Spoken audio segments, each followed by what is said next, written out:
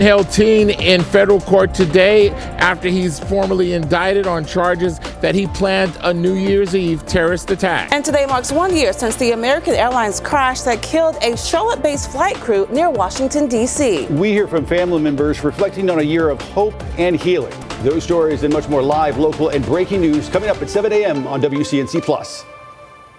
All right, good morning, everyone. This is what I-85 currently looks like out near mile marker 46 near Mallard Creek. Not seeing any issues there. Traffic is flowing nice and smooth. The one thing that I do want you to know about is this crash here. It's out at Lake Norman, I-77 southbound at Catawba Ave. We are seeing slow-moving traffic backed up to Griffith. Not blocked, just a little slower than it typically would be if we didn't have a crash. All right, Chris, we're ready for some snow. Well, some of us. Here we go. We're looking at a mostly cloudy sky by the afternoon, increasing the clouds lower to the mid-40s. Now, I have a bunch of people that are messaging me saying how excited they are for the snowfall. Just as long as you stay off the roads, no long travel, and then you're going to be just fine. We do have a lot of events like the Checkers game and also Hornets game is right around 3 o'clock, so kind of keep in mind and monitor what they're going to be doing for those. Snow is going to be on and off throughout your Saturday, but then the big concern, while we're weather impact alert for so long, 15 degrees on Sunday, 8 degrees on Monday. The single digits dropping down to that mark like we were going to be under an extreme cold warning, and it's at that mark that I think we're going to have a lot of burst pipes, burst water mains. That's going to be the biggest issues. Luckily warming up after that. More lingering effects from another winter system. Chris, thanks. A reminder, Scouting for Food is almost here. For 34 years now, WCNC Charlotte has partnered with the Scouts for this event. This Saturday and next week, the Scouts will drop off those door tags. They'll return on February 7th to pick up your donations. No door tag, no problem. Just text Scout for Food to 50155 to donate. Every dollar helps. And join us coming up in just a few minutes at 7 a.m. on WCNC Plus.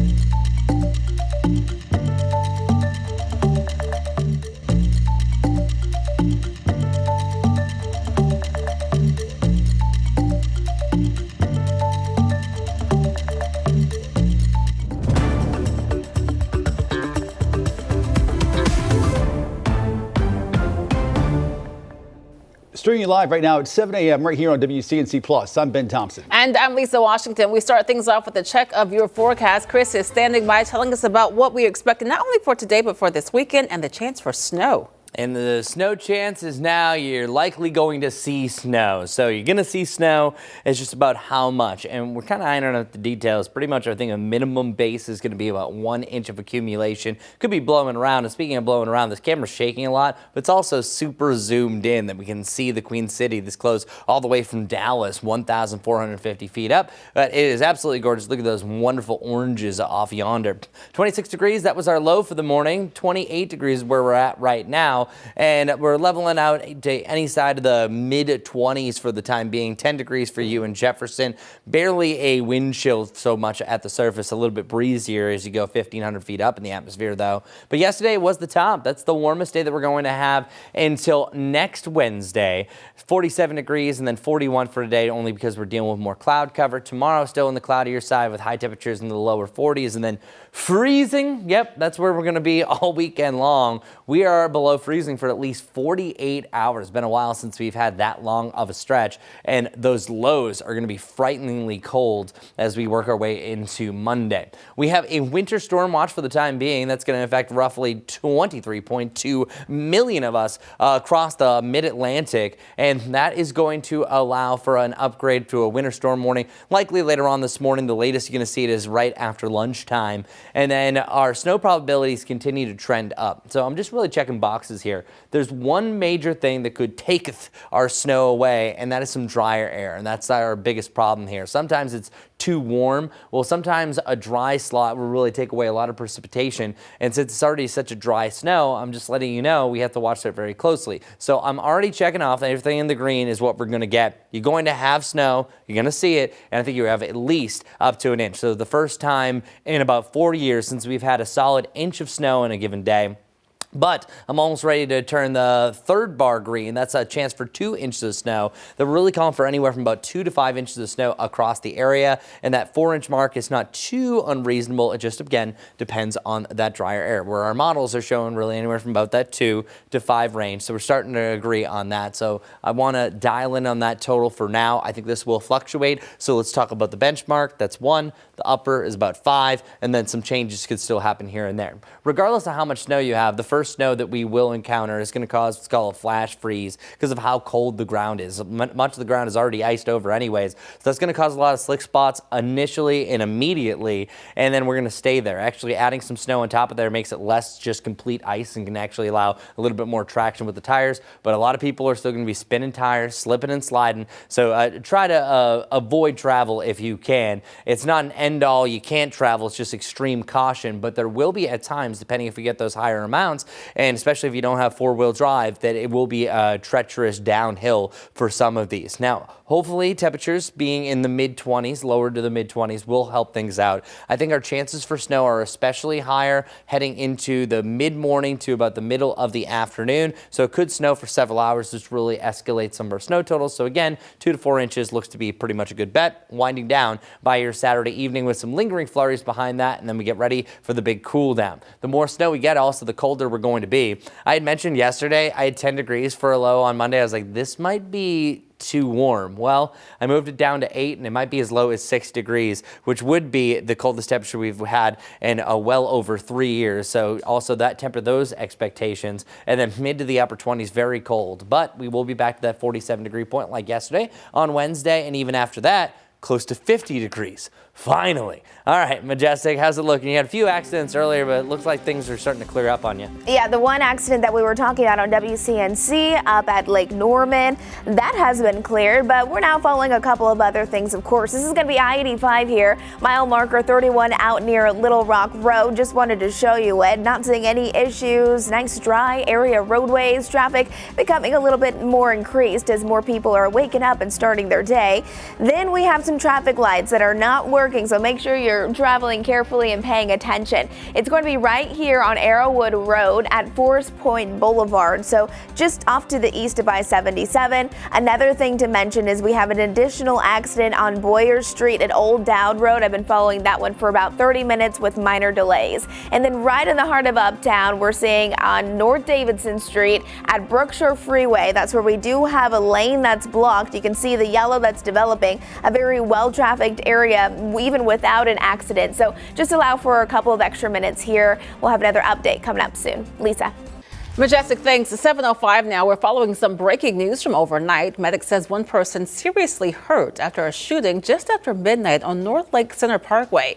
That's near North Lake Mall. Medic says that victim was taken to the hospital with life-threatening injuries. We are working to learn more from CMPD about what led up to that shooting. In just hours, the man accused of plotting a New Year's Eve terror attack in Mint Hill will be back in court. The appearance comes just days after he was formally indicted by a Charlotte grand jury. WCNC Charlotte's Richard Devane is live this morning outside the courthouse in Uptown as this case is moving forward. Richard. Yeah, good morning to you, Lisa. Good morning, Ben. Good Thursday morning. All that case that will continue today is an arraignment hearing for that suspect who's accused of plotting a New Year's Eve terror attack right here after he was formally indicted by a Charlotte grand jury. Now, the Department of Justice says that this person, 18-year-old Christian Sturtevant, attempted to provide material support to ISIS. He was also planning a deadly attack using knives and hammers at a grocery store as well as a fast food restaurant where he worked. Prosecutors say Sturtevant's alleged plan was to harm as many people as possible until he was killed by law enforcement. Court documents say the FBI began investigating after he communicated online with an undercover law enforcement agent that he believed was an ISIS member. During those exchanges, prosecutors say he claimed he would do, quote, jihad soon, and referred to himself as a, quote, soldier of the state for ISIS. Federal agents say a search of his Mint Hill home uncovered handwritten attack plans, a list of targets, 2 butcher knives, 2 hammers, and tactical gloves, as well as a vest. He didn't think he was working alone. He had contacted 2 different members that he thought were ISIS and working with him, obtaining firearms for him. They happened to be undercover agents. He talked about what means he would use to kill innocent people.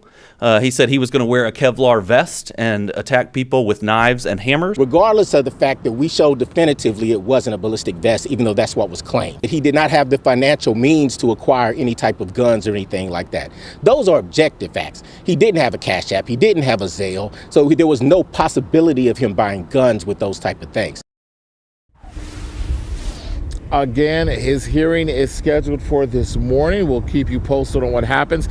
If he's ultimately found guilty, he would be forced to serve 20 years sentence in a federal prison. We're here in Uptown. This is Richard Devane. We'll send it back to you. Right now, today marks 1 year since that deadly crash between an American Airlines plane and a military helicopter in Washington, D.C. 67 people were killed, including the Charlotte-based flight crew. We sat down with the family of flight attendant Ian Epstein ahead of the anniversary. His ex-wife remembers getting the call about the crash and then having to tell her children that their father was gone.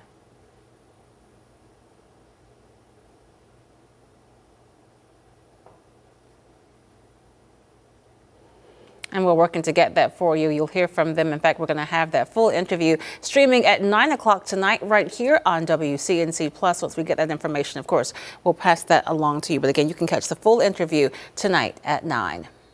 As we go to break, a reminder, scouting for food just around the corner. We've been doing this now for 34 years with the Scouts. Couldn't be prouder. You know how it works. They're going to deliver door tags this weekend and collect donations the next weekend. If not, you can always just text Scout for Food to 50155 to make a donation.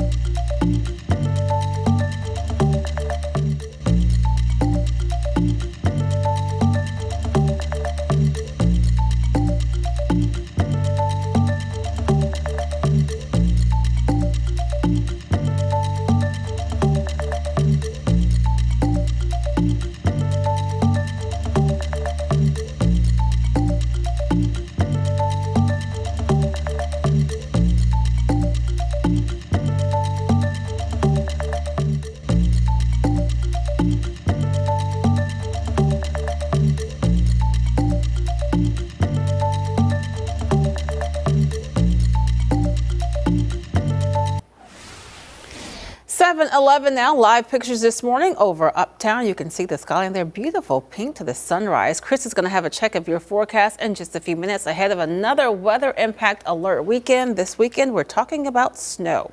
Now back to this today, marking the 1-year anniversary of the crash between the American Airlines plane and a helicopter in Washington, D.C. that killed 67 people, including a flight crew from here in Charlotte. Again, we sat down with the family of flight attendant Ian Epstein ahead of the anniversary. His ex-wife remembers getting that call about the crash, then having to tell her children their father was gone. I heard, what I thought I heard was the phone ringing. But then I heard the ding of a text and I went, oh, yeah, somebody must really want me. So I flipped over my phone and I saw a text message. And it was from somebody from PSA Airlines. And I was like, is this spam? Is this a joke? And I immediately flipped to my news article, and the headline was American Airlines plane collides in DC. And I scanned the first paragraph and I saw PSA. And by then I was out of my bed and on the floor. I hit redial and I got the HR person at PSA. And, you don't want to admit it, but you know it before you even hear it. And I just remember screaming, no, no, no, no, no, no, no. And she cried with me on the phone. And as hard as that was to process, all I could think about was having to call the kids. And wake them up in the middle of the night and tell them that, their father was on the plane and we don't know if he's okay or not. At 7:30 the next morning, my sister, who lives in New Jersey, had called me and said, they're going to have a news conference at 7:30. I said, okay. So I have internet TV and I didn't know how to find the news. So I did manage to find the news and I watched the news, and actually that's when I found out that there were no survivors. Which is not the way anybody should find out that there's no survivors. But at that news conference, it's when they said they were going to do recovery. So at that point, I then had to wake up the kids again and tell them that he was gone. You can watch that full interview with Ian Epstein's family tonight at 9, only here on WCNC Plus. Well, in just about an hour, we're expecting to hear from Border Czar Tom Homan addressing the new direction of immigration enforcement in Minneapolis. This as questions remain surrounding that investigation into the shooting of Alex Preddy, with more Republicans now calling for an independent investigation. Now, as NBC's Alice Barr reports, outrage over the shooting could lead to a partial government shutdown. This morning, the 2 Border Patrol agents who fired their guns in Alex Preddy's fatal shooting in Minneapolis are on administrative leave, according to the Department of Homeland Security, with President Trump's border czar Tom Homan set to speak, looking to ease tensions in a city on edge. Seeing what's going on in Minnesota, it really breaks my heart. The Minnesota governor still pressing for federal agents to leave the state, saying he's seen no sign of that. I have no evidence they have. All as new video emerged of Preddy in an altercation with federal immigration officers 11 days before he was killed. The footage from online media outlet The News Movement shows Preddy yelling at agents and kicking their SUV, breaking a taillight before agents tackle him. The video does not show what led up to the confrontation. Preddy's family saying they knew about the incident after it happened, adding he posed no threat to anyone and that nothing could possibly have justified his killing.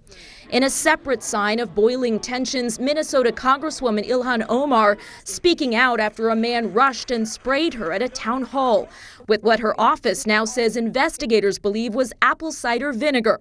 She blamed rhetoric from President Trump. The fear and intimidation doesn't work on me. Lawmakers on both sides of the aisle condemned the frightening incident. Political violence or those sort of confrontations should be condemned across the board. As they work to prevent a partial government shutdown by the end of the day tomorrow, with Democrats dug in against Homeland Security funding without changes to immigration enforcement operations. Democrats' demands include ending roving ICE patrols across the country, body cams on all immigration enforcement agents, and no masks, and an updated code of conduct. They want Republicans to separate Homeland Security from other government funding to negotiate reforms, but Republicans have so far resisted. In Washington, Alice Barr, NBC News. The Justice Department is bracing for more resignations in the Minnesota Federal Prosecutor's Office, according to sources familiar with the matter. In a recent meeting, U.S. Attorney Daniel Rosen tried to convince prosecutors to get on board with the Trump administration's efforts in Minnesota. Instead, some threatened to resign over concerns the administration's actions may be unlawful. New resignations would pile onto an already thin staff. Earlier, the Minnesota office saw a wave of resignations following the DOJ's response to the shooting of Renee Good. The DOJ is closely watching the situation. 7:17 right now on WCNC Plus. We're expecting some snow this weekend. What about when it comes to making snow cream or something like that? Is it safe to do? We're going to take a look coming up next.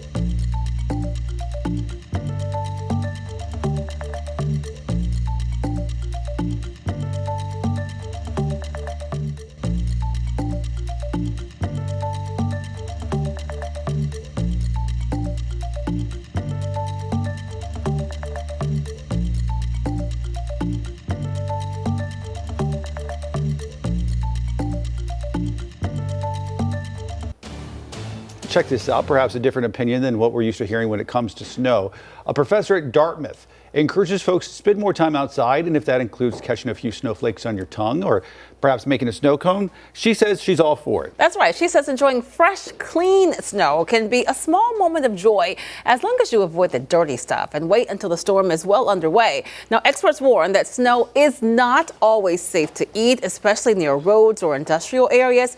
The expert says that simple moments like this can help us reconnect with nature, something that she believes we could all use a little more. So just be selective. Right. My kids were asking about this. Can we eat the snow? I was like, is that what we want to do? Yes, it's part of your childhood. Let's catch some snowflakes on your tongue, but eating it? That is hilarious. When this was interesting, I grew up in Washington. I love snow, but when I lived in Arkansas, I learned something that I've never knew about, and people make snow ice cream. Snow cream. Oh, yeah. And you just put your bowl out there. You collect. That's what you should do with your kids. Yep, you put vanilla in it. Like there's, Yes, absolutely. and then you mix it Like, up. I had never, ever heard of that living in the Pacific Northwest, ever. Yep. My grandmother used to make it. Yep. And most of the time it was like, well, we're not going to have enough snow for snow cream. You might. Actually, if my mom's listening right now, she lives in Cornelius. Mom, if you could tell me what the recipe was, I can pass that along to people because we had it all the time growing up. So. Oh, yeah. Put your bowls out. Yep. And so you're saying 2018 was the last time we've had snow this significant. So maybe you were in Charlotte then, maybe you weren't in the area, then you moved to the area. This is what we were talking about. I know Ben was here, so Ben, if you can reach back in your 2018 brain, what was it like here in Charlotte? This was a Wednesday, by the way, so there's a lot more people on the roads, so that's the big difference of this year compared to. I think this still comes up as a memory on my phone, and you know, it sounds fun, and I guess it is fun. But for folks who still have places to go and people to see and people to take care of, and some people work weekends, it can be a big pain. In some cases, it can be hazardous. So it's fun for a lot of folks, but it can also be serious. And 3.9 inches of snow fell on January 17th, 2018. That's the last time that we've had anything that significant. And I am saying that there is a chance, just saying we have a chance for that mark. So we're at the point of the forecast, and I'm only hesitating here. Usually I'm going to show you like a full snow map. I'm not really confident with it. Instead, I want to show you what I am confident with. We are going to have an inch of snow. We haven't had that, by the way. I've been saying the benchmark here. Let me bring that graphic up since I'm over here. 1.1 inches of snow is what we had on January 21st, 2022. So it's been still 4 years since we've even had that benchmark. Well, we're going to have to go back pretty much 8 years until we get to what I was just showing you there. Well, it looks like for as far as our snow is concerned that we're going to see at least an inch. I might even say 2. So I think 1 to 2, that's the bottom, but 2 to 4 is starting to become the norm, where I think 2 to 4 inches of snow is going to fall. The only thing I'm really tempering expectations is the drier air, but for a maximum where we might have for our final totals could be closer to about 4 to 6, where I think some areas could see that much, but 2 inches I think is pretty much what you can bank on with just half of the video that I was just showing you, but still significant. And the reason why I think it's going to add up a lot more than, say, a wetter snow is because of our snow ratio. Typically here in the Charlotte area, we have an 8-to-1 ratio. That means 8 inches of snow can come from 1 inch of precipitable water. But in this case, if you have 1 inch of precipitable water, it could be as much as 15 to 17 inches of snow. But there's some drier air that's working in here, so I think that we're only going to have up to about a 1/4 inch of moisture that could still bring up those totals close to 6 inches, but I think you can bank on a solid 2 inches at least across the area. So still a lot of fun for the kids. The amount of sledding videos I saw on ice, yeah, they're going to be having a good time. But as Ben said, still temper expectations. If you don't need to travel, don't. And then that's going to make the best for a snow day. But then also on the back end of it, it will become breezy and windy. That's going to allow for some blowing snow, which is going to reduce visibility. So as long as you don't have to go anywhere, make it a great day. All right, let's get right over to Majestic on luckily not a snowy morning. Nice looking shot there. Good morning, everyone. Yeah, it's not too bad whatsoever. This is going to be I-77 out near Westinghouse. Lots of cars out on those roads, people up, starting their day, heading off to work, maybe getting the kids to school, just depending on where you are. Area roadways as a whole, though, hasn't looked too terrible this morning, so we always like the sound of that. One thing to mention that's new is going to be east of I-77, just some traffic lights that are not working. It's off of Nations Ford Road at Farmhurst Drive. We're seeing that yellow there, just meaning that people are taking it like a stop sign instead of stop lights. Once we're heading up to the north, this crash actually just cleared. That was out by the airport, so that's some good news. But this one here is a blockage out on the roads. It's going to be on Mecklenburg, in Mecklenburg County on Sharon View Road, and it's at Old Providence Road. So right there, keep this in mind, just one lane currently blocked because of an incident that's ongoing. Drive times, they look like this. Actually, I don't think those drive times are right. I'm not sure where that data is coming from. We'll have another check on roads coming up here in just a little while. Guys. Majestic, thanks. 7:25 now. We're going to take a quick break. We'll make sure that you keep it right here streaming on WCNC Plus. We'll have another update on weather and traffic in just a few minutes.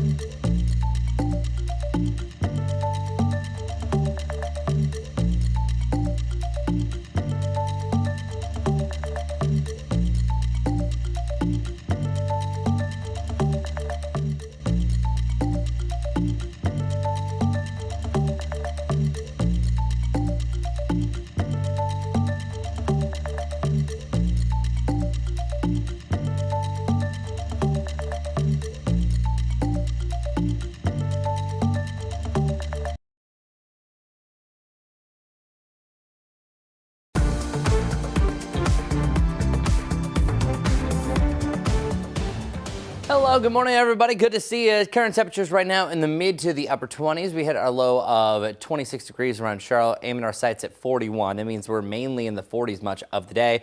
Wind should be on the lighter side, but still 40. You could feel like 38, so a slight wind chill throughout the day. And one thing to note, the sunniest part of the day is right now. It gets a whole lot cloudier by day's end, especially for the afternoon. We should see an average low of 32 degrees, nowhere near that. We have the 20s, eventually 15, and then 8 degrees on Monday as we have that snow that's going to keep things cold, which, by the way, we have close to 100% chance of 1 inch of snow. I think you see an inch. I honestly think you see 2 inches of snow across the area. Snow totals, I think, about 2 to 4 inches plus across the area. So snow lovers rejoice, but the problems after that, not loving it. With that cold air, it's going to be some problems Sunday heading into Monday. All right, Majestic, what do we need to know for your morning commute? It's a busy start to our Thursday morning. Of course, we have our typical delays, a handful of ongoing accidents that we're covering all for you this morning on WCNC. Plus, one thing to let you know about, though, is right here. It's going to be on I-85 southbound, Concord Mills Boulevard. That's where we do have a crash between exits 49 and 52. You can see the red there, just meaning slow-moving conditions. Take it easy.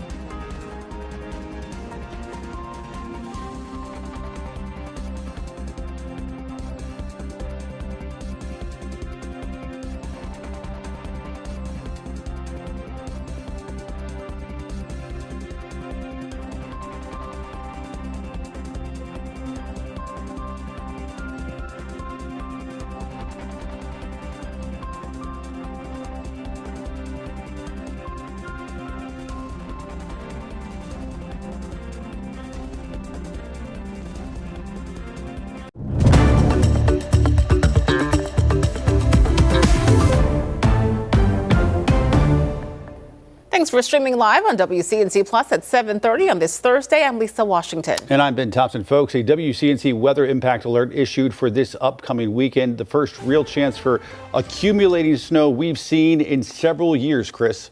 Yeah, it's been quite some time, but I'm just letting you know our chances for some major impacts just continue to grow, especially the further east that you go. Right here in the Charlotte area, I think that we see anywhere from about 2 to 5 inches of snowfall that could accumulate. Not as many impacts now starting to designate for the North Carolina mountains. I definitely think that you see snow, but not as much as you would say maybe in the east central part of North Carolina, just south of Raleigh, that I'm seeing that there's a chance of even up to 10 inches of snow. And what's going to make this easier is we have a higher snow ratio. So it's a lot of that fluffier snow that easily is going to be blowing around.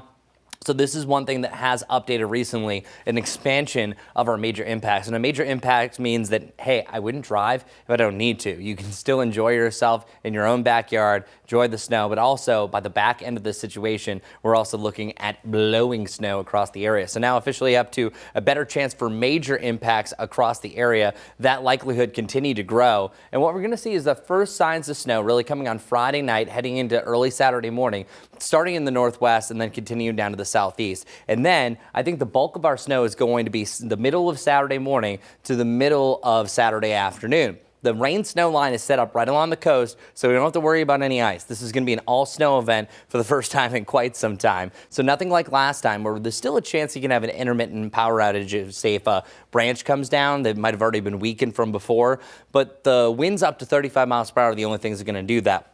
This isn't as sticky as snow that's going to weigh down things and power lines like an ice storm would. That snow, I think, is eventually going to be out of here come your Saturday evening and then Saturday night. The center of that low pressure system is going to be right along the coast and the shoreline here in the Outer Banks by about 1 o'clock on Sunday. And this is such a deep low pressure system that it's going to allow it to turn into almost a winter cane. So like a winter type hurricane. You're going to have some wind gusts up to about 75 miles per hour possible on the Outer Banks, and especially some of those buoys that are out into the Atlantic. Meanwhile, we're still seeing some gusts up to about 30 to 35 miles per hour with, what is this? Next Thursday, maybe another chance of precipitation. Just the precipitation type is still up in the unknown. For our winter storm watch that officially impacts many states such as Virginia up to parts of New Jersey, Maryland, that is going to be in effect until Sunday afternoon and starts late afternoon on Friday. But truly, I think it's later on Friday evening that we have any impacts that are going to be right here around the Charlotte area. This is a winter storm watch that will be upgraded to a winter storm warning. Some of us of the 23.2 million will be under a winter weather advisory, but I think the entirety of our area will be under a winter storm warning with the snow totals we're looking at up and over 3 inches across much of the area. So I'm calling for 2 to 5 inches across the region, and it could be even higher in some isolated marks, but I think 2 inches really looking to be the benchmark that we're anticipating so far, and 1 inch only if we get a bunch of that drier air. And then the biggest problem that I'm seeing behind this is the big cool down, 15 degrees. We just recently dropped down to 14 degrees and we had a couple of water main breaks. I think there's going to be a lot of water main breaks, a lot of people with burst pipes. So start preparing if you can, if you wanted to insulate them, because even temperatures below 20 degrees, insulated pipes can still freeze within a 6-hour period if you don't have running water through them. And 8 degrees, we had a boatload of problems the last time we were 9 degrees around Charlotte. So I think the cold weather could be an even widespread impact after all that snow. So just be safe during this time frame. That's why we're weather impact alert. Luckily, we're warming up even close to 50 degrees by next Thursday. All right, Majestic, take it away. A bunch of icons popping up on those maps of yours. Yeah, and it's beautiful for those people who do have to wait out in any traffic, whether you're up there in the mountains enjoying this gorgeous view, or if you're in the city just sitting in traffic. Here's what it looks like. It's a nice start to our Thursday. This is live camera coming in from Blowing Rock, and I just wanted to mention that our roads out there in the mountains actually look much better compared to what we have seen the last couple of days. So lots of people working hard to always clear everything, make sure everyone's traveling safely. The most important thing is this right here. It's going to be I-85 southbound at Concord Mills Boulevard. We're releasing those impacts between exits 49 and 52. Again, I-85 southbound stop and go traffic. This is one of our cameras just showing you what your morning commute will look like. Again, all lanes are moving. Nothing is completely blocked off at this point. I would just allow for a few extra minutes to get to where you need to be if you're taking I-85 inbound. Guys.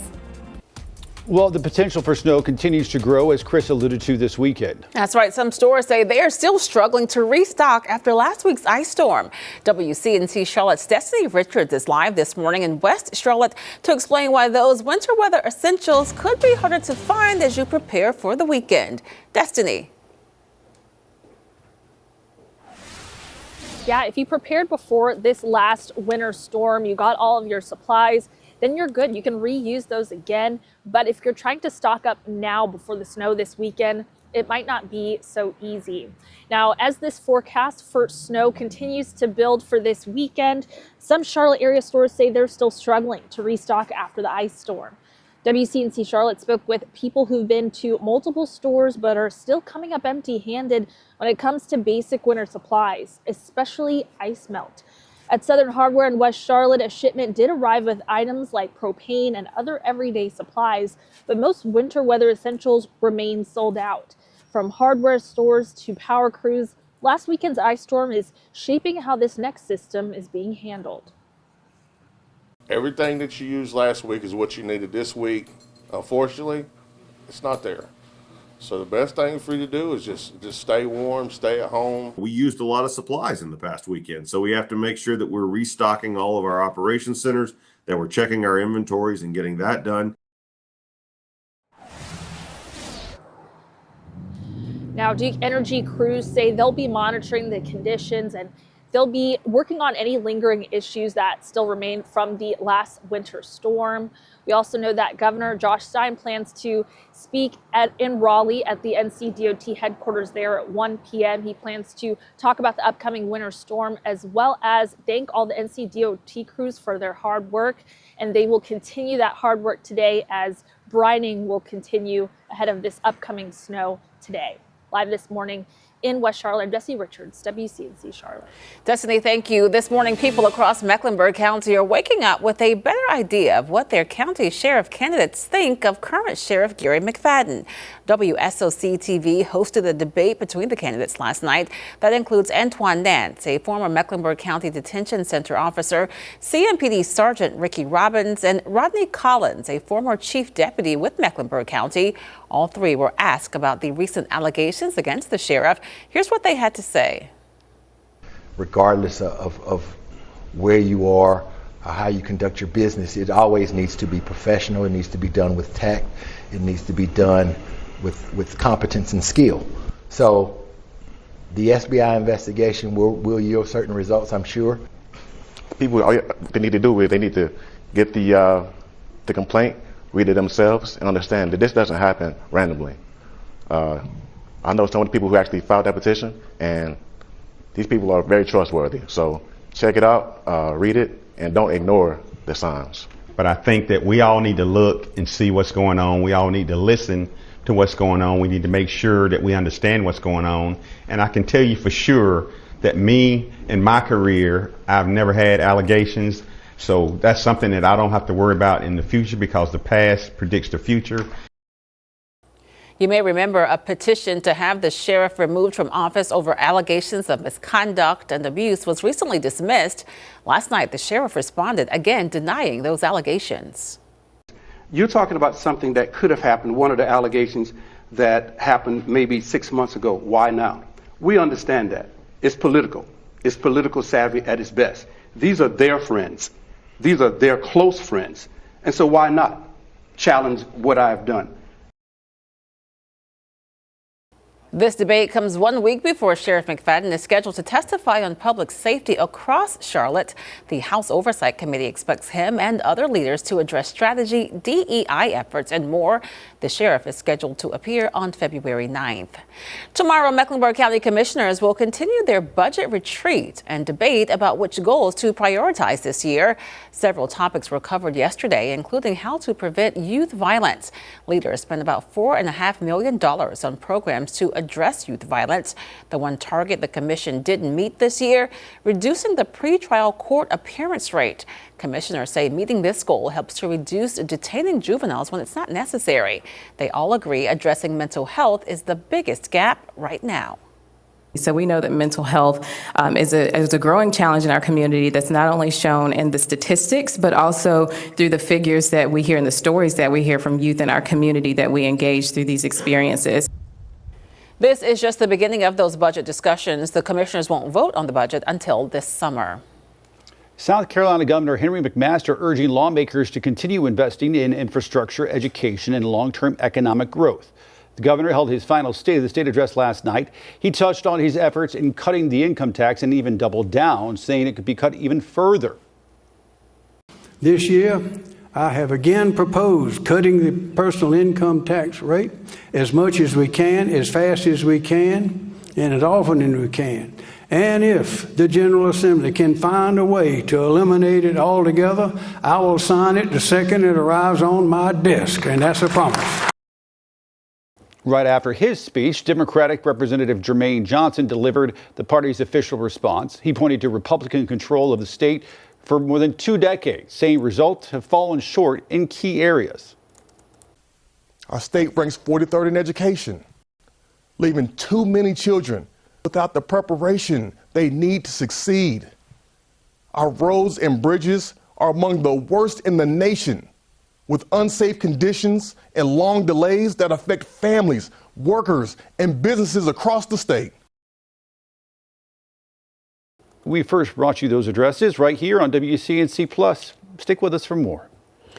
Lawsuits over popular weight loss drugs are exploding, with thousands now joining the fight. What patients are claiming and how the drug makers are responding. That's next.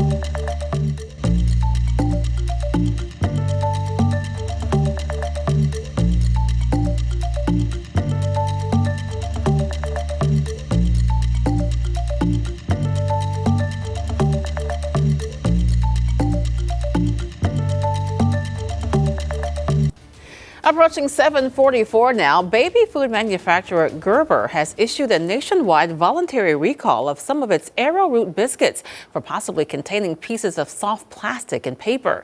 Gerber says this recall is out of an abundance of caution, and they are no longer working with the flour supplier that first initiated this recall. No injuries or illnesses have been reported. New research shows being a night owl can be bad for your heart. Those who are more active late at night have worse overall heart health than early birds. This study was published in the Journal of the American Heart Association, and it found that night owls, especially women, were more likely to have poor overall heart health and a higher risk of heart attack and stroke. The study attributed unhealthy behaviors of night owls like smoking and poor diet as key reasons. Well, it's called the State of Tobacco Control. It's an annual report card that grades state and federal efforts to reduce tobacco use. And the analysis comes with a warning. Mandy Gaither explains why experts are worried that hard-won progress in tobacco use prevention may be at risk. In its newly released annual report card, the American Lung Association says smoking rates for adults dropped from just over 23% in 2000 to below 11% in 2023. And while youth tobacco use is at its lowest level in 25 years, more than 2 million middle and high school students still use tobacco, including e-cigarettes. Certainly not necessarily something a report card you'd want to bring home to your parents. Despite major strides, tobacco use remains the leading cause of preventable death and disease in the U.S., claiming more than 490,000 lives every year. And the report warns progress could quickly unravel due to changes in tobacco use prevention and cessation efforts. I want to see us continue to fight and drive down smoking rates so nobody has to deal with the consequences. When it comes to regulation of tobacco products and coverage of treatments to help people quit smoking, the report gives the federal government a D. It received an F for the level of federal tobacco taxes and an I for incomplete on mass media campaigns aimed at preventing and reducing use. A B was given for funding tobacco prevention and control, and state grades were also a concern. Don't stick at all A's, but there were a few. They got the few best states, including California, Colorado, Delaware, D.C., Maine, and Massachusetts. And then the states with the worst grades, scoring Fs in all 5 grading categories, were Georgia, Mississippi, Texas, and Alabama. For Health Minute, I'm Andy Gaither. Lawsuits over weight loss drugs are growing. More than 4,000 individual plaintiffs are now part of a consolidated case.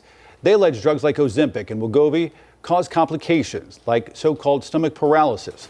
The drug makers say the medicine's safe, pointing to benefits around obesity, diabetes, and heart disease. Americans are living longer than ever, according to new data from the Centers for Disease Control and Prevention. Officials there say overall life expectancy in the U.S. rose to 79 years in 2024. The CDC says this is the highest that age has ever been, and it comes in part to a drop in COVID-19 and drug overdose deaths. Female life expectancy inched up 0.3 of a year to just over 81 years old. As for men, that increase was 0.7 of a year to 76 and a half. 7:47 right now on WCNC Plus. Sweetheart candies will have a new look to them this year. See why the company says it's just being real.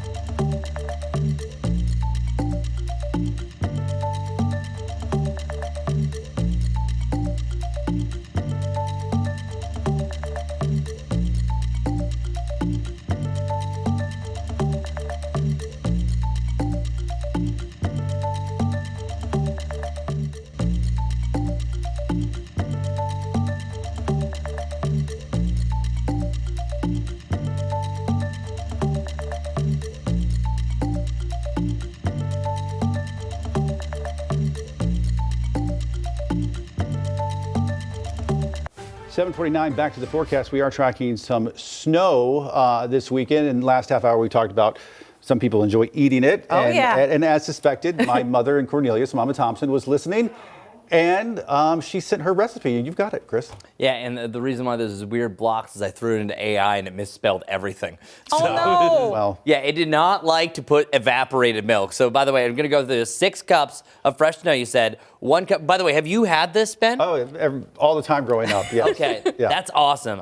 I grew up in New England where we had 40 inches of snow and I never did this. I'm disappointed in myself. Really? Yeah, Oh, but it's some great. people use evaporated milk. 1 cup milk, what is that? 1 1/3 to a half cup of sugar, a half tablespoon of salt. Teaspoon, I think. Teaspoon? I think Is that so. Teaspoon? See, don't trust AI. I should have just copied and pasted on my own. And then it looks like a teaspoon of vanilla, right? Yeah, the vanilla helps give You it. got to have the vanilla in there, yes. That's right. Okay, well, now we know. Now I'm we going to know. fix this with my own words. I was quickly trying to do this. But Mama Thompson, thank you so much for watching us and delivering with this. This is going to be a great idea. Now, I do want to make a hard turnover because we are just getting over the ice storm that we had while some are still dealing with it. Now, as we all know, Nashville is absolutely crippled. As of yesterday, there were 28% of Davidson County, where Nashville is, that was without power. Well, I'm happy to say that that number has since improved, but this is how long lasting that these type of events will last, just because of the amount of trees that came down,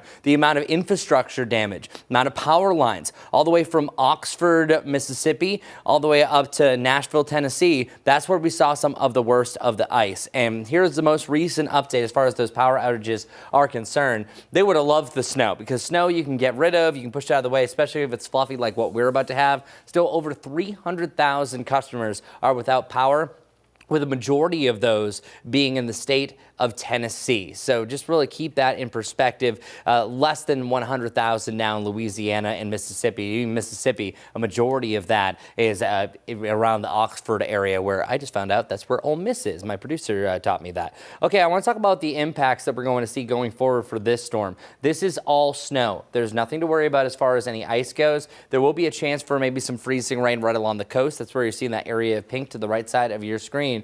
But we have a slow-moving snow system that it's going to be here. It's actually quick moving as far as the low pressure system goes once it develops, but initially we could have up to 12 hours of light snowfall across the area. That's why we're calling for anywhere from 2 to 5 inches of snow. And those snow totals might go up by tomorrow, but I want everyone to at least anticipate 2. And at most, maybe anticipate up to about 6 inches when all is said and done. Moderate impacts to say the very least, but the chances of major impacts is rapidly growing across the area. Keep that in mind. We can thank our lucky stars that we are not still cleaning up from the ice like what they did over in Nashville. Instead, we are now getting ready for round 2, where I'm letting you know already the grocery stores are starting to sell out of some of the key necessities. So I would go today. Don't wait until tomorrow. Majestic, take it away. Forgot where I was going for a second. All right, good morning, everyone. We are seeing mild conditions as you're heading out the door.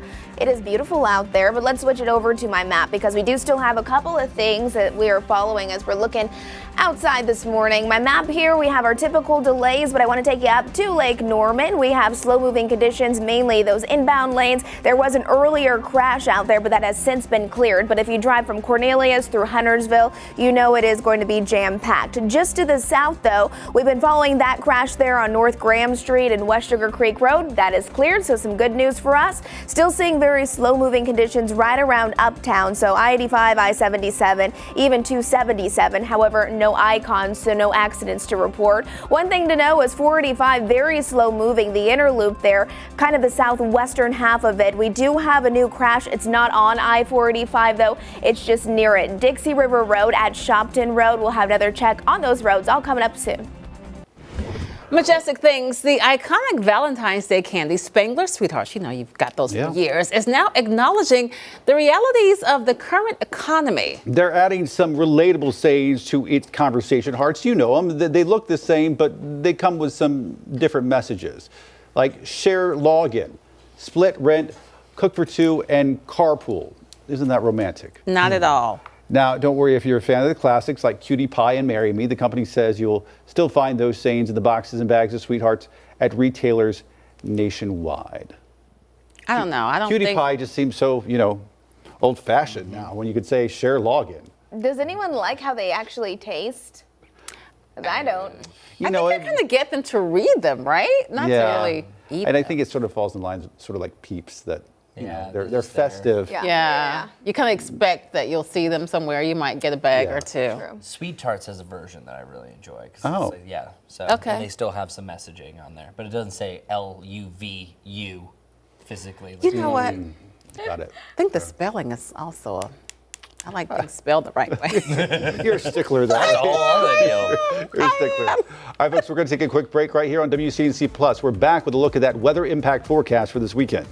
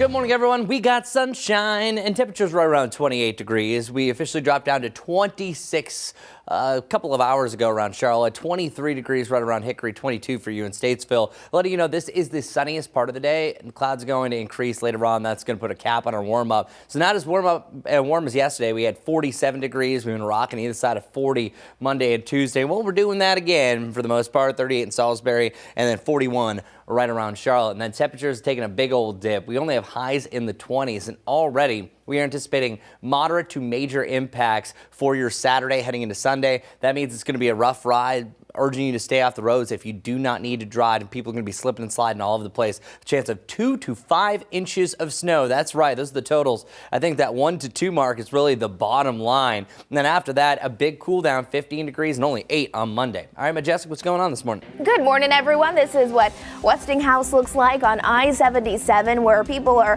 flowing just fine. No big traffic problems right there on I-77. You can see my map, though. We do have slow-moving conditions out by Lake Norman. I-77 mainly coming inbound is where we do have that slow-moving traffic. Much of the same out there by Uptown, still following one accident on Dixie Road.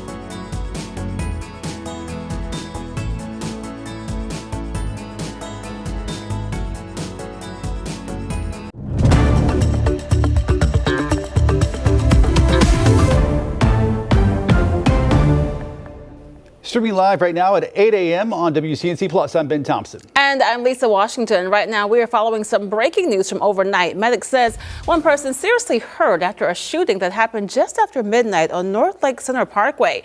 That's near North Lake Mall. Medics says that victim was taken to the hospital with life-threatening injuries. We are working to get more information from CMPD about what might have led up to that shooting. Well, in just hours, the man accused of plotting a New Year's Eve terror attack in Mint Hill will be back in court. The appearance comes just days after he was formally indicted by a Charlotte grand jury.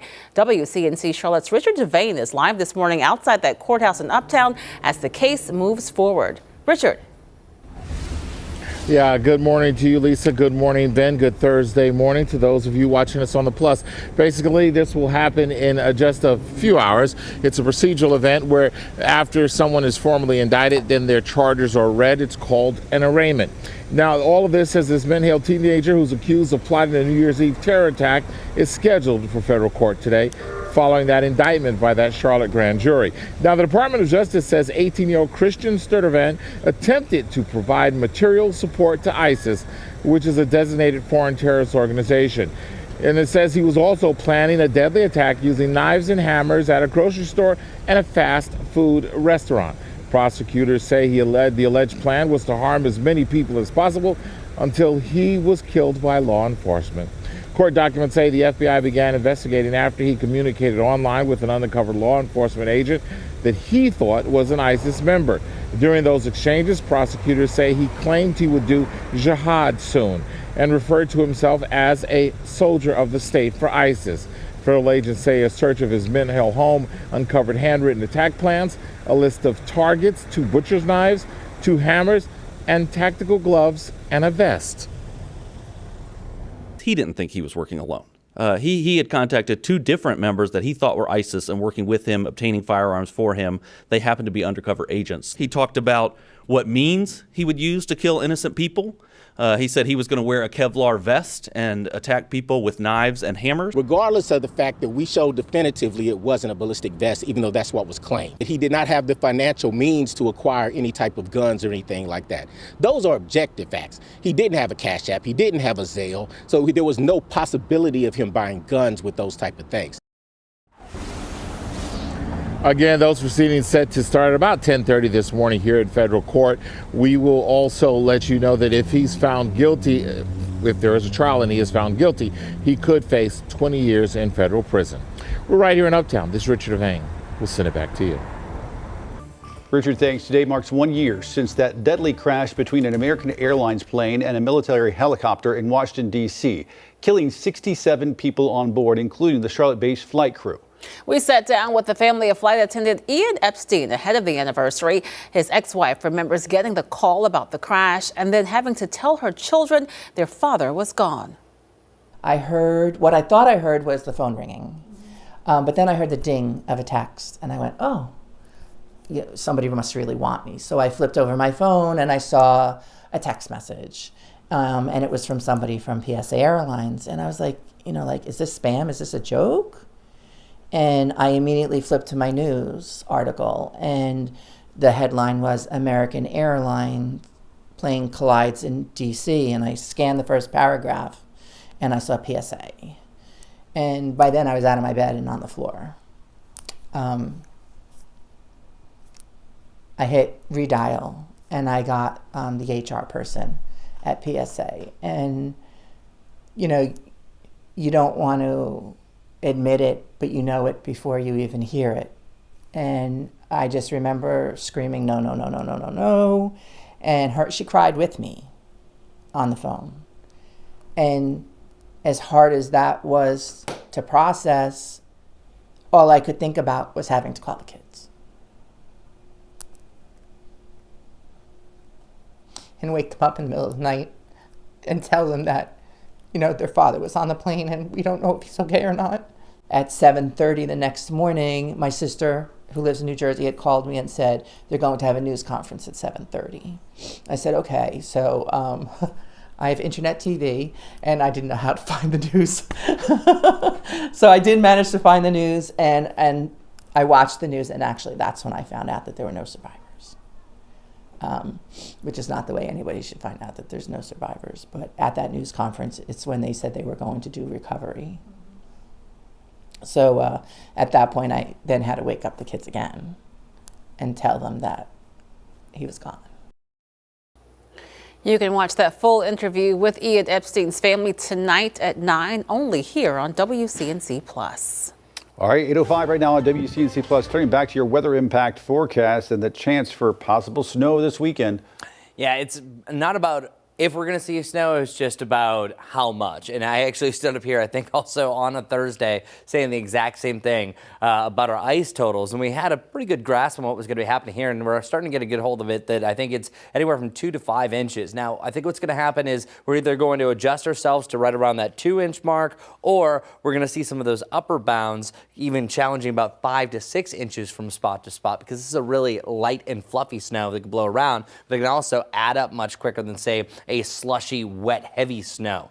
Over the last 3 days, one day stood out from all the rest. That was yesterday, 47 degrees. We'll be back to that mark next Wednesday, but 41 is actually warm compared to the weekend. We're 43 with more clouds for tomorrow, which, by the way, today, it's sunnier in the morning, cloudier in the afternoon, completely cloudy tomorrow, and then here comes the snow. Dootin'. We have 26 degrees right around Saturday and then 29 on Sunday, so we are below freezing for the entirety of the weekend.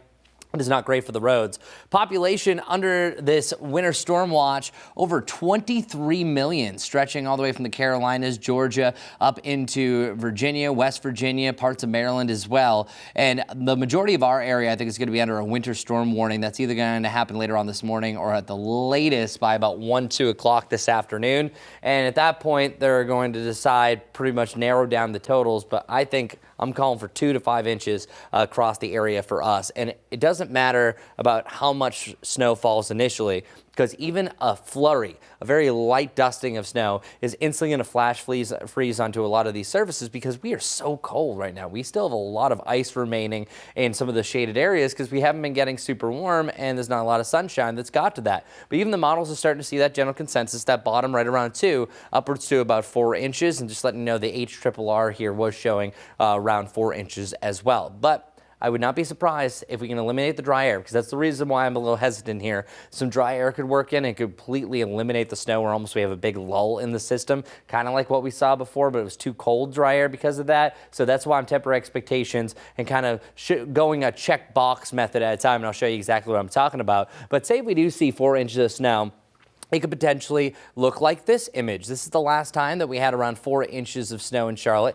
That was January 17th, 2018. And notice how everything's coating. This is actually a little bit more of a wet snow that we have here, but I think the one that we're going to have, it's going to be a little breezier environment and things are going to be blowing around a lot. They did a really good job of treating the roads, but also we're much colder here compared to that event. So when I said the check box method, this is the percent chance that you're going to have each range of snow. A 98% chance for 1 inch, yeah, no, I would take that bet. A 94% chance, I'm almost checking this box for 2 inches. So I think 1 to 2 is a guarantee. It's just 2 to 4. We have a couple of variables that could take that away. So that's why I'm calling really up to 2 to 5 as a norm across the area. And then we have some big concerns on the back side of this, upwards to or downwards to about 15 degrees on Sunday, and then only 8 single degrees on Monday, and I could move that as low as 6, depending on how much snow we get. That's going to be big time problems with burst pipes, burst water mains, and a lot of road problems, because once you get this cold, well, the salt and the ice isn't de-icer isn't really all that effective.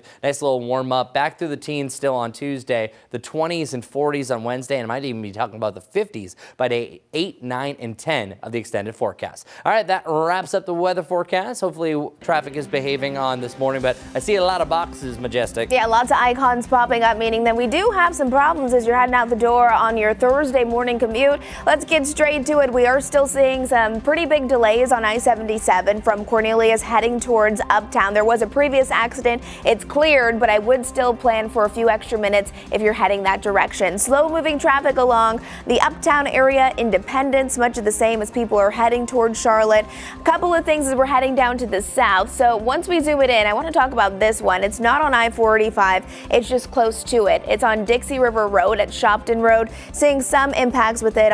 We're looking at that yellow. A lot of red on 485, the inner loop there. Not because of a big crash up there, but we are watching Still Creek Road at I-485. That's where there is an ongoing crash. That's something new that you need to know as you're heading out the door. We'll have a check on traffic and see if there's any other updates I can give you coming up soon. Lisa. Majestic, thanks. Before we head to break, here is an exclusive shopping deal for our viewers. Hey, our team tests a ton of products. We only bring you the best, and this one I love. It's personal for me today. This is the Proper Hills digital picture frame, and I actually have 3 of these all over my house, including this one right here in the entryway. That's me and my beautiful wife right there. They're my girls. And these are the ones I have upstairs because they come in different colors. It comes in the wood, it comes in the black, and it also, this is the one I have in my bedroom, comes in the white as well. And here's the great thing about it, is a 10.1 inch display. It is high resolution for all of your photos and videos. There's even a free app. Your family and friends can upload photos and videos in real time from anywhere in the world, and it appears in the frame instantly. You can also like and comment on photos directly from the frame. Huge storage space too, enough for more than 20,000 photos, plus an SD card slot if you need even more space. And check out the video on this. Come on in. That's my son rocking one. Built-in speaker with amazing sound. This is not only great for you to buy for yourself, great as a gift too. It's the gift of personal connection to your parents, to your grandparents. And here's the other great thing. You can have it right on your shelf, or you can wall mount it. They have them right there, and you can mount it horizontally or vertically. We also have a great deal on this for you today. Normally $169.99, today 50% off, down to $84.99. All you have to do is scan the QR code on your screen or go to shoptvdeals.com.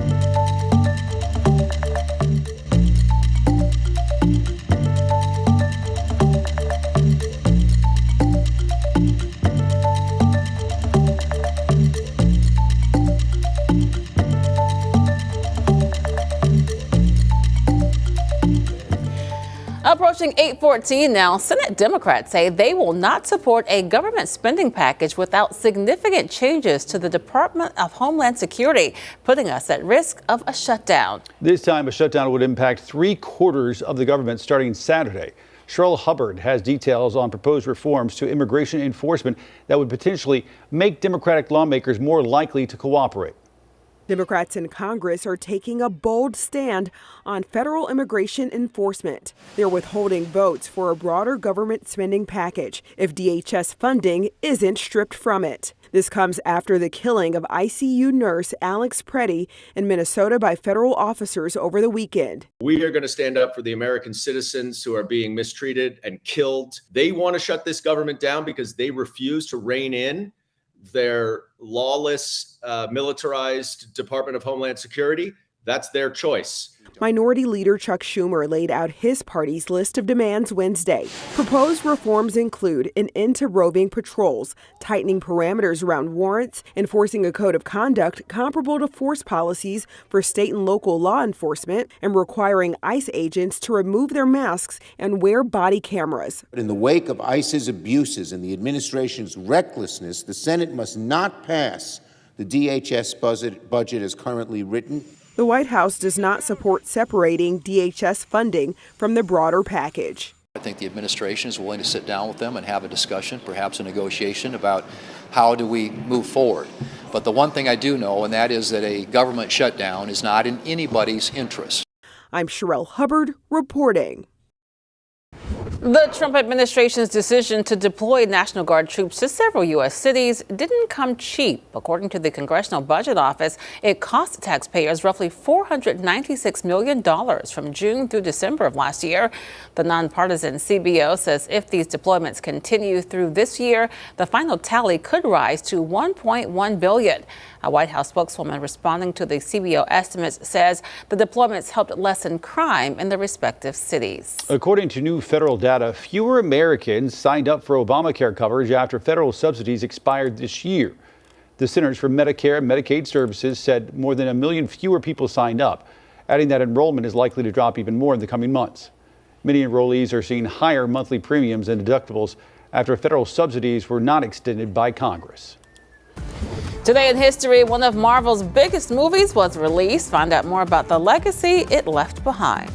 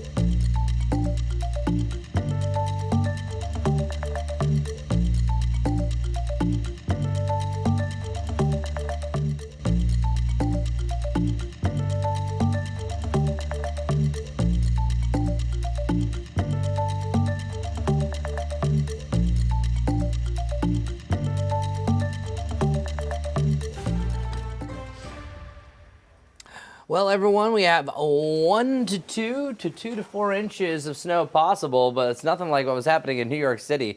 New York City saw well over a foot in many locations, and guess what they do in New York City? They have to try to melt it all, right? So what they do is they're getting all of these, look at that, big scoop, and they're actually physically melting the snow. This is one way because there's very little space in New York City, so they physically have to go through this. They go through, they put it, they melt it, and a lot of it turns out into steam. So that's how they do things there. We're not going to be doing that here because first off, we're not going to be able to see all that much. I'm just letting you know we've been adjusting our snow totals all over the place, and some of the more recent updates that we've seen has showed that a lot of dry air is going to work into the system. So that's why I've been really showing you, instead of a snow map like this, been showing you more of our probabilities. And I think this is the best way to really adjust once you go into a storm system like this, because the higher totals that we have, you're going to glob onto it. So yeah, we have been calling for about 2 to 5 inches overall, but the 2 is a pretty good bet. I think we're going to have an inch of snow regardless.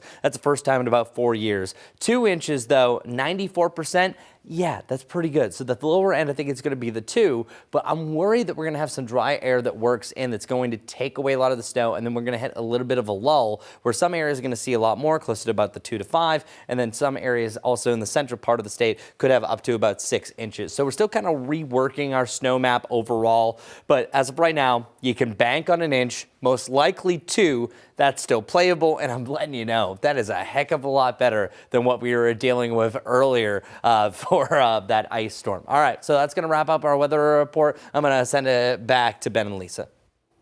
All right, Chris, thanks. 8:20 now, and we are going to go, I believe, to Minneapolis, where we are expecting to hear from Border Czar Tom Homan. He's actually speaking live. Let's take a listen. Marcos Charles. He's running ICE operations here. There you go. Rodney Scott, Commissioner of Customs and Border Protection, standing here beside me. Good morning. I'm Tom Homan. I'm the Border Czar for President Trump.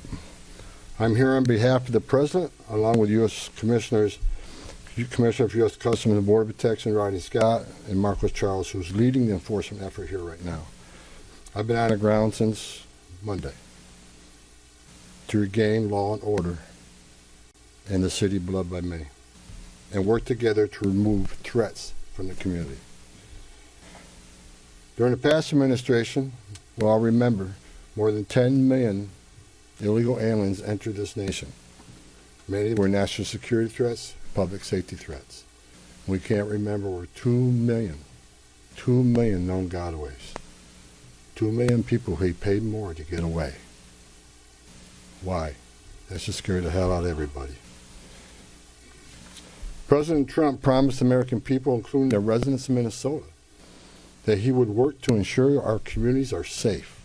And with that, this administration is absolutely focused on identifying removal aliens that pose a public safety threat and national security threats. And the numbers prove it. The data proves it. In the past few days, I've met with Governor Walz, Attorney General Ellison, Mayor Fry, numerous police chiefs and sheriffs, and I have more to meet.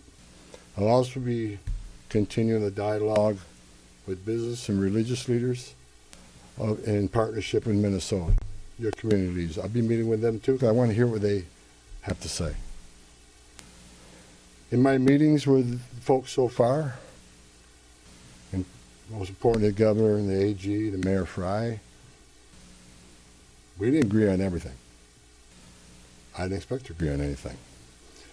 I've heard many people want to know why we're talking to people who they don't consider friends in administration. Bottom line is you can't fix problems if you don't have discussions. I didn't come to Minnesota for photo ops or headlines. You haven't seen me. I came here to seek solutions, and that's what we're going to do. And we've come a long way, and we got some good wins for the people of Minnesota, I think, and for the administration and for the safety and security of this city. One thing we did agree on, though, everybody I talked to agreed on, was that community safety is paramount. One thing we all agreed on was U.S. Immigration Customs Enforcement is a legitimate law enforcement agency that has a duty to enforce the laws enacted by Congress and keep this community safe. Like I've said many times for the last several years, even before this administration, jurisdictions that refuse to cooperate with federal immigration authorities are sanctuaries for criminals. Sanctuary cities are sanctuaries for criminals, and endangers the residents of the community. To be clear, we did not agree with Minnesota state and local officials that they would be involved in immigration enforcement. I didn't ask them to be immigration officers. I'm asking them to be cops working with the cops to help us take criminal aliens off the street. What we did agree upon is not to release public safety arrests back in the community when they could be lawfully transferred to ICE. I'll speak more about that. I will highlight that the Minnesota State Prison System under the Department of Corrections have been honoring ICE detainers. And we appreciate that important collaboration, and we're going to expand upon that. That decision has made Minnesota safer, not only for residents of Minnesota, but the men and women law enforcement. Not just ICE, all law enforcement. Rather than arresting the same public safety threat, significant public safety threat over and over again, they agree to work with us to identify those people and remove them. I'm also pleased to announce I had a very good meeting with Attorney General Ellison. You have been listening to Border Czar Tom Homan speak there this morning in Minneapolis, talking about what appears to be a slightly different approach there to immigration policies in Minneapolis.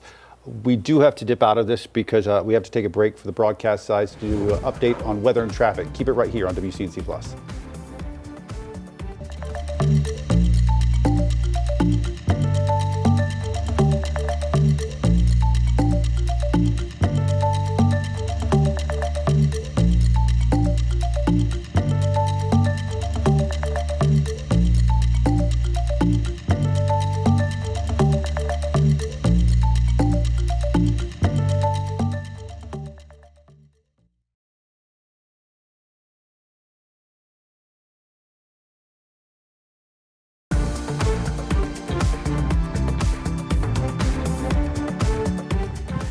Hello, everybody. So check it out. You can still see some of that ice that's left over here at Charlotte Motor Speedway. Temperatures today only either side of 40 degrees. Cooler than yesterday. We're starting off sunny, but we're picking up more clouds through the afternoon. Wind's a little bit lighter, but still an on and off wind chill. And check out our lows. 24 tonight, 23 on Saturday, 8 degrees on Monday. What's going on? That's actually going to be dangerously cold, so likely going to be under at least an extreme cold warning across the Charlotte area. Also, big chance for some burst pipes and water mains. Then heading into the weekend, I think a minimum of 1 to 2 inches of snow is going to fall. Some dry air could work in, but we could have some upper totals even over 4 inches of snow. Keep that in mind. We'll have our final snow map coming out a little bit later on this morning. Mid to the upper 20s with that big cold into Monday, and then the 40s to 50s to complete the week. All right, Majestic, what's going on? Good Thursday morning, everyone. We are following an accident on I-77 northbound lanes. We're seeing slow-moving traffic because of it. This is mile marker 3 out near Arrowwood. Now, cars are still moving. They're just moving rather slowly. We have our typical delays, but then we're following this crash here, I-77 northbound as you're approaching Nations Ford Road. That's exit 4, and it is backed up to I-485.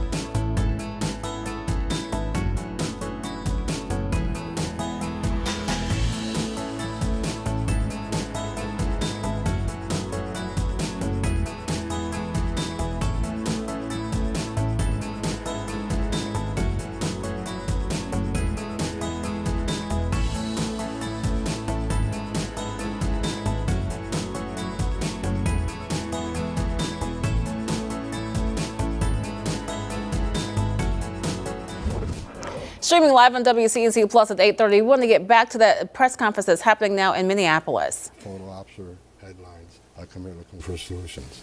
I do not want to hear that everything's been done here has been perfect. Nothing's ever perfect, and anything can be improved on. And what we've been working on is making this operation safer, more efficient, by the book. The mission is going to improve because of the changes we're making internally. No agency or organization is perfect, and President Trump and I, along with others in the administration, have recognized that certain improvements could and should be made. That's exactly what I'm doing here. As such, in meetings I've had with federal law enforcement managers, including ICE and CBP and other federal partners, as well as state and local officials, I have conveyed the President's expectations with regard to federal immigration enforcement efforts. We will conduct targeted enforcement operations. Targeted. What we've done for decades. When we hit the streets, we know exactly who we're looking for. Good idea where we may find them. You'll have a criminal history. You'll have their immigration history. A lot of information about this person that we get from numerous databases out there. Targeted, strategic, enforcement operations.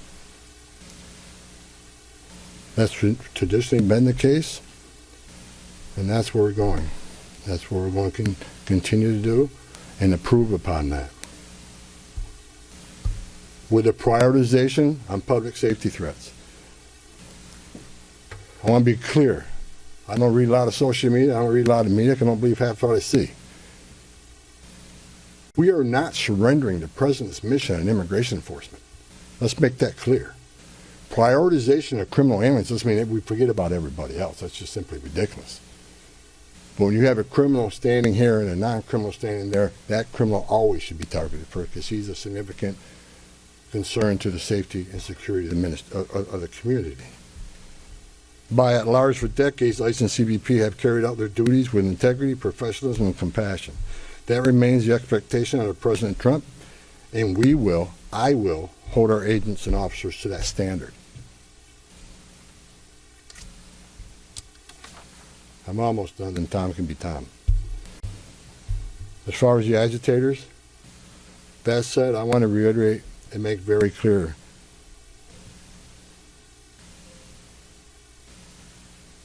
I want to make it clear, ICE and CBP officers are performing their duties in a challenging environment under tremendous circumstances, but they're trying to do it with professionalism. If they don't, they'll be dealt with. Like any other federal agency, we have standards of conduct. They are sworn law enforcement officers working tirelessly to enforce our country's border security and immigration laws, protecting the interests of our country and preventing dangerous people from walking the streets of this nation when they're not supposed to be here to begin with. Men and women of ICE, I was a Border Patrol agent. I was an ICE agent. I was the first ICE director that came up through the ranks. I spent over 40 years doing this. These men and women that carry that badge and gun are American patriots. They put themselves on the line for this nation every day. But I want you to remember, they don't hang their badge, they don't hang their heart on a hook every day they come to work. They're mothers and fathers too. They're sons and daughters too. And if they've seen a fraction of the tragedies I've seen in my career, they take a lot of damage home to every day. The things they've seen, especially on the border with Border Patrol agents. People drowning in the river, women being raped by criminal cartels, giving CPR to a baby that was thrown in the river by the cartels because Border Patrol came too close. So let's throw the baby in the river. That way the Border Patrol was concentrated on that so I can get away. These men and women see some terrible things. But I want you to remember, they're mothers and fathers too. Many of them are members of this community. God bless every one of them. The hostile rhetoric and dangerous threats and hate must stop. And we all agreed to that. Everybody met here today to tell you, we got to stop the rhetoric, the hateful rhetoric that has caused an increase in assaults. That has caused, because of that, have to send security teams out with arrest teams, which surge the city with additional resources because of the rhetoric, because of the threats, because of the assaults. Again, with the agreements we've achieved and following through the agreements, with the rhetoric dropping down, that allows us to pull more agents out once we feel the environment's safer.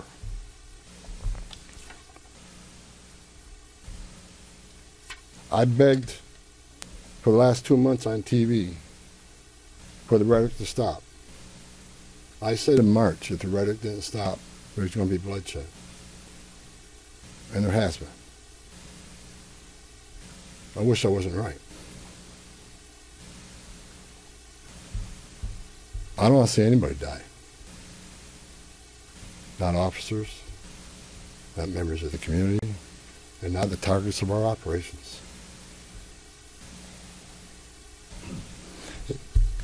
For the people out there that don't like what ICE is doing, if you want certain laws reformed, then take it up with Congress.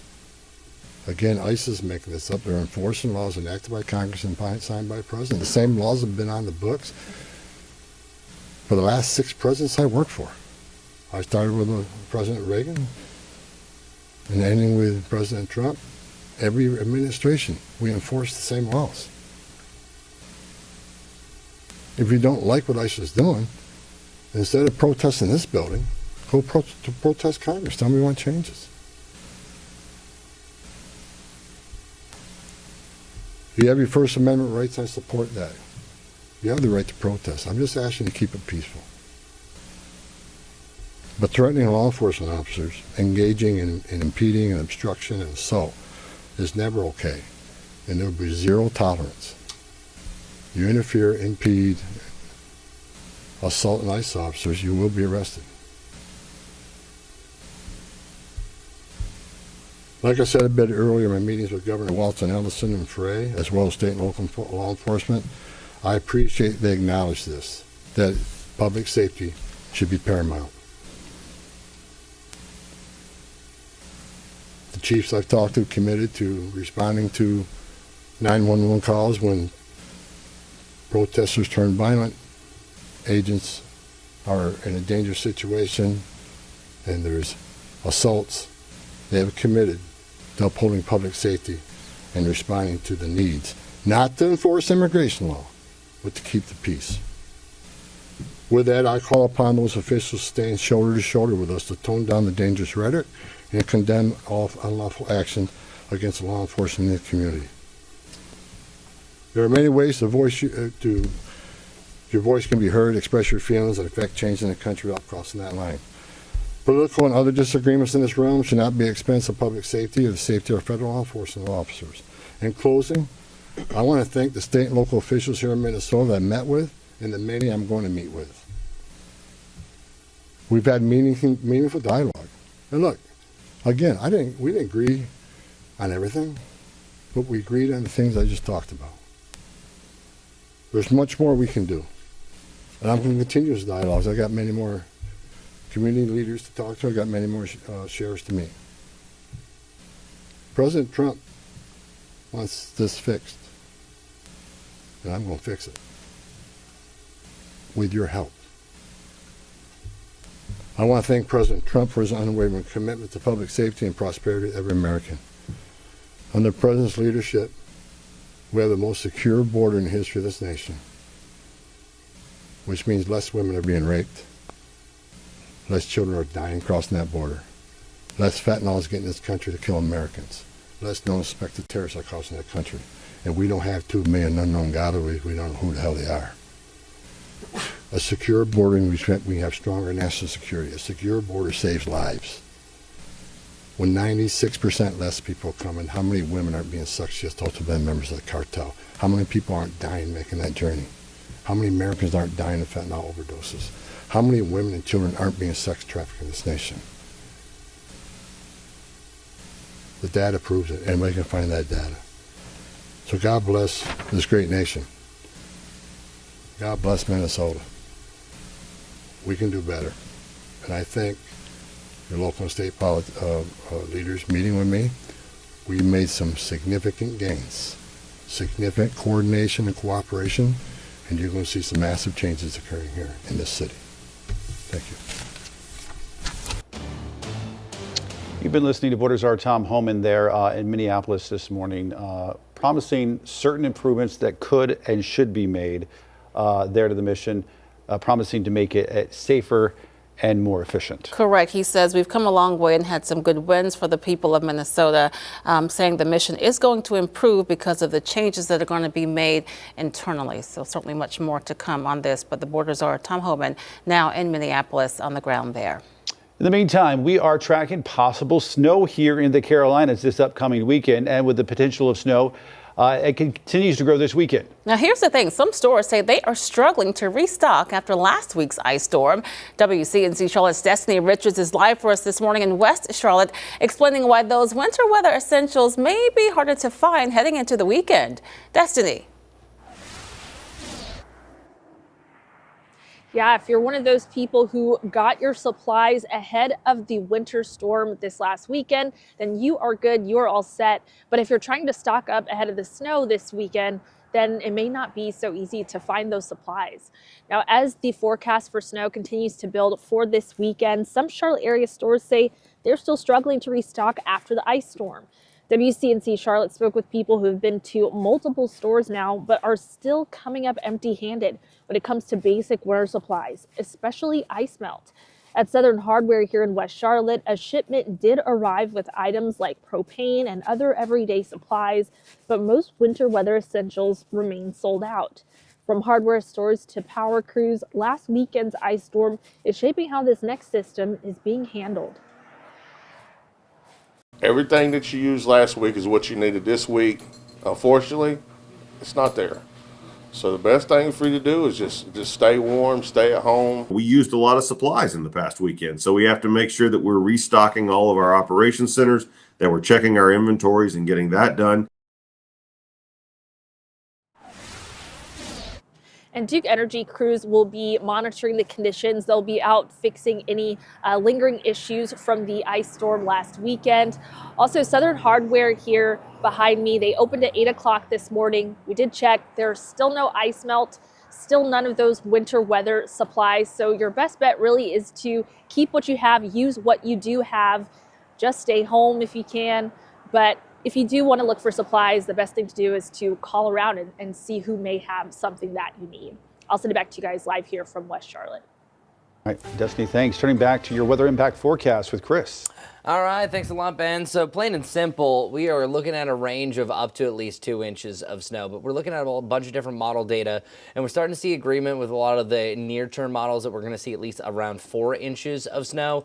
Now, the deal is, with this point in meteorology, it's all kind of about probabilities. This is why we deal with percentages so much, but then everything is pretty much across the board almost agreeing that, yeah, you're going to have at least 1 inch of snow, and now I'm even upping and gave it a big green check for 2 inches of snow. So I think that's going to be the baseline, at least for Charlotte. I think it could be a little bit less the further south that you go, and then a little bit closer to 4 inches, not out of the question. All these numbers have trended up overall, but at least we kind of know where our base is, because I don't want to go too extreme for our snow totals, because there's a lot of people that are excited about the amount of snow. Maybe some people that aren't as excited because they don't want to drive in it. This is one of those situations, just as long as you kind of avoid the travel, you're going to be okay. 2 to 5 inches of snow is going to be a possibility. This is a tricky forecast because of how light and fluffy the snow is. This adds up really fast. So sometimes those totals can be more astronomical than, say, if you have more of a wet, slushy snow. 1 to 3 inches is a little bit more of a possibility the further south that you go, and more 4 to 8. So a lot of 6+ inch marks are going to be measured around Raleigh down to Southern Pines over to Fayetteville. And then an isolated 10-inch mark, that is not out of the question. As for the North Carolina mountains, I think you will have a chance of maybe getting up to that 4 to 6 inch mark, so a little bit higher, but definitely the highest marks I think are going to be south of Raleigh. I want to go back in history. January 17, 2018, that's the last time that we had around 4 inches of snow, and this is what it looked like. Everything was coated. It was a little bit wetter snow at that point, but this is exactly what it could look like at the end of your Saturday. So sometimes seeing is believing. This is what we're possibly going to see. And this one right here, again, was a little bit more of a wet snow, but it could be blowing around a lot. So one thing that this winter wonderland is missing out on is that we will see a lot more blowing snow by the end of that. So even though saw the winds and the breeze, I think you will have some whiteout conditions from place to place. Morning low this morning, 26 degrees overall, 28 degrees right around the Charlotte area, and we're concluding temperatures that are going to be much, much cooler on the back end of this. The mid to the upper 20s, and only a low of 8 degrees on Monday. That could be even colder depending on how much snow we have, and then closer to normal, back to lower 50s by about day 9 and 10, so the end of the following week. All right, let's get over to Majestic for our morning commute. It's a busy start to the morning now. I mean, we're nearing that 9 o'clock hour, but we still have a lot going on. I-77 mile marker 3. That'll be near Arrowwood. You can see all those cars moving very slowly. It's because we have a crash right here as we zoom it in. I-77 northbound, right as you're approaching Nations Ford Road. It is backed up to I-485 exit 1B. So plan accordingly. It's going to take you a little longer if you're taking those northbound lanes. I-485, this is another crash that we're following. It's the inner loop just after Still Creek Road. It's backed up to South Tryon Street. So you can see the red there. And then the third thing to let you know is this here, West Boulevard. This is just south of Clanton Road and Donald Ross Road, where another accident is ongoing. Those are 3 important things for you to know right now. We're going to take a quick break, but we'll see you right back here coming up soon.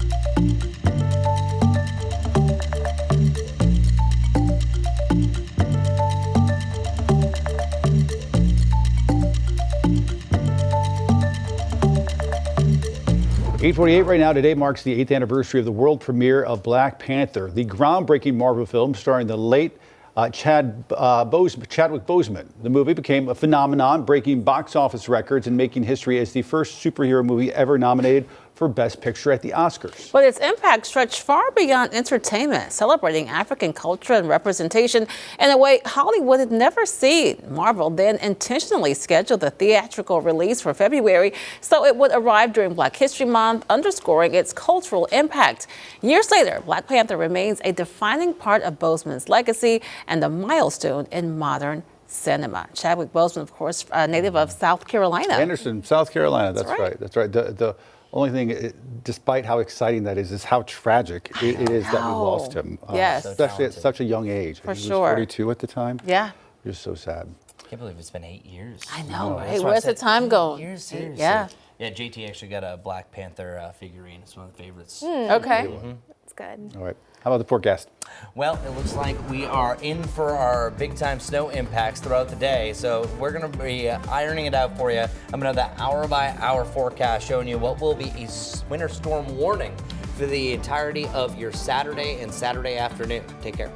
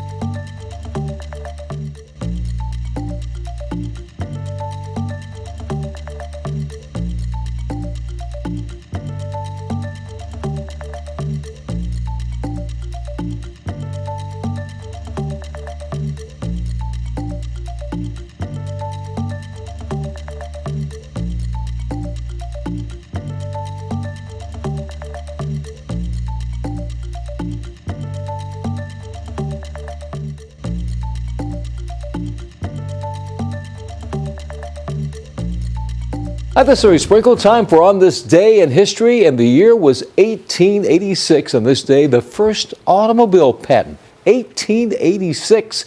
Carl Benz actually designed and built the very first internal combustion automobile, and this is what we're talking about. It was a three-wheeler.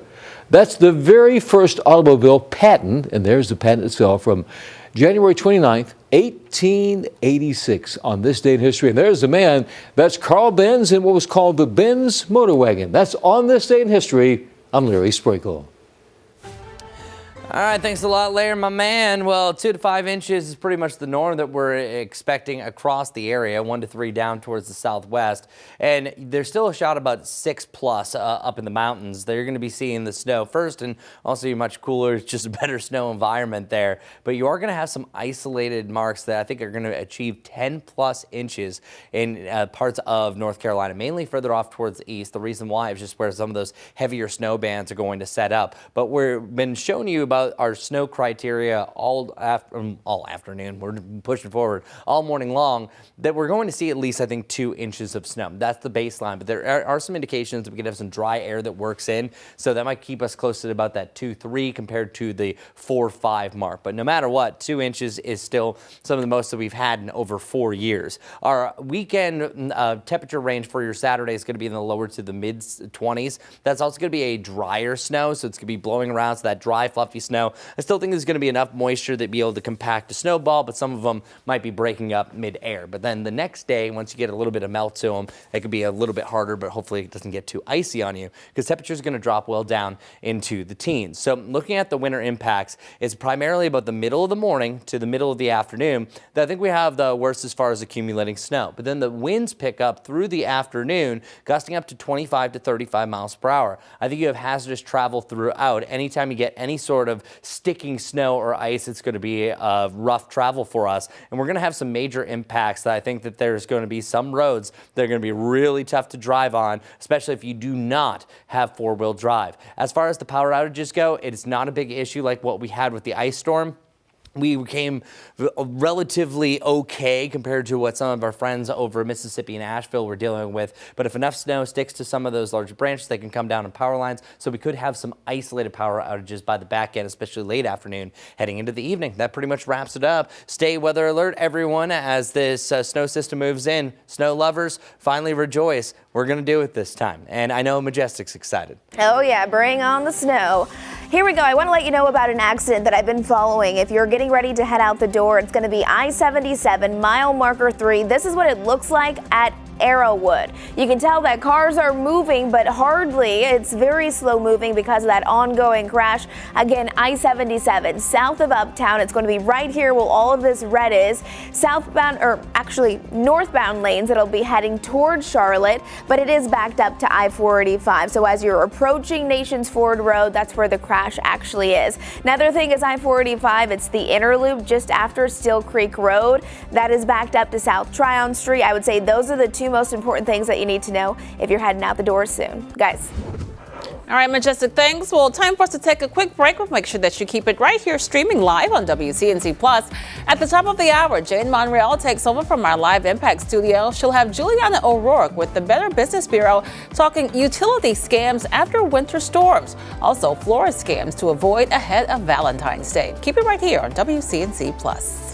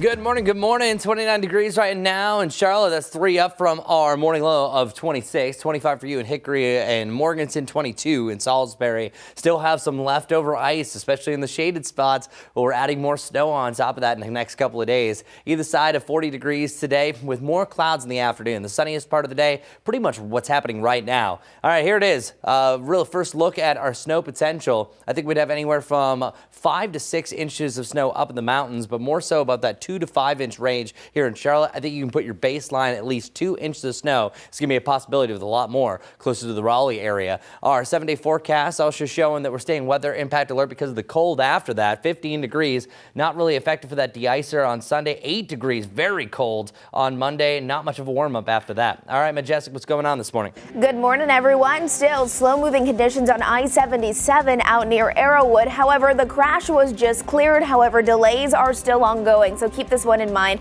if you are heading out the door. Once we switch it over, my map is still indicating that we have some significant slowdowns on I-77 and I-485, especially as we're heading more south. So a couple of delays as you're heading out the door, but do keep in mind Arrowwood may slow you down about 5 minutes.